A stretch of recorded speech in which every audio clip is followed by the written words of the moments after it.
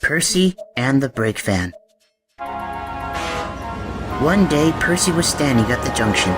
He had a long goods train which he was taking to Titmouth, but he had to wait for Henry to pass with a passenger train before he could go on. Henry was late, but the sun was warm and Percy didn't mind. At last, Henry arrived. "I'm sorry, I'm late," he panted. "I had to wait ages for the connection at the other railway. Do you know," he went on, "that they have goods trains on the other railway that don't have brake vans? That doesn't seem right, does it? You've still got yours, I'm glad to see.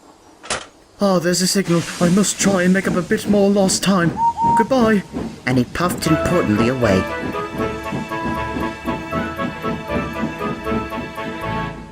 Percy told his driver what Henry had said about brake vans. His driver laughed. "Goods trains on the other railway have special brakes," he explained, "like passenger trains and Henry's flying kipper. They don't need brake vans. Your trucks just have couplings, so they need brakes at each end of the train in case the coupling snaps. You know how stupid trucks are. They did it to James on Gordon's Hill, remember?" "Pooh!" scoffed Percy. "I know how to keep my trucks in order. What's good enough for the other railway is good enough for me. I don't need a stupid brake van." "Don't be so silly, Percy," said his driver. Percy took no notice.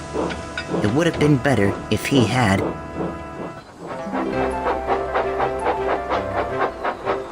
A few days later, Percy was shunting trucks to the harbor near the big station.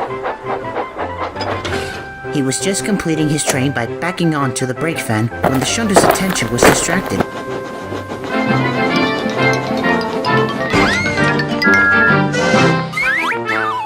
The shunter thought he had coupled the brake van to the train, but he hadn't. The guard blew his whistle, and Percy set off quickly, hoping to get a run at the hill leading to the main line. But the guard and his brake van were left behind.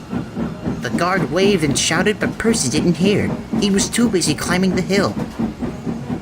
All might have been well if Percy had not started so quickly. Unfortunately, the jerk had weakened one of the couplings. As Percy snorted up the hill, the weight of the loaded trucks dragging behind the weak coupling broke it. The last 4 trucks began to run back down the slope towards the harbor.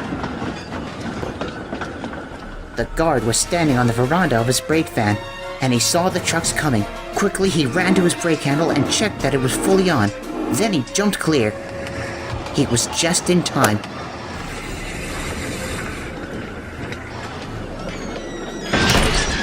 The trucks hit the brake van with a resounding crash. The van shuddered and was pushed along the line, but somehow it stayed on the rails and the truck's mad rush was halted. Meanwhile, Percy's firemen had noticed that they had lost the tail of their train. Percy came slowly back down the hill to see what had happened. "Phew," remarked Percy's driver as he helped to clear up the mess. "You see, Percy?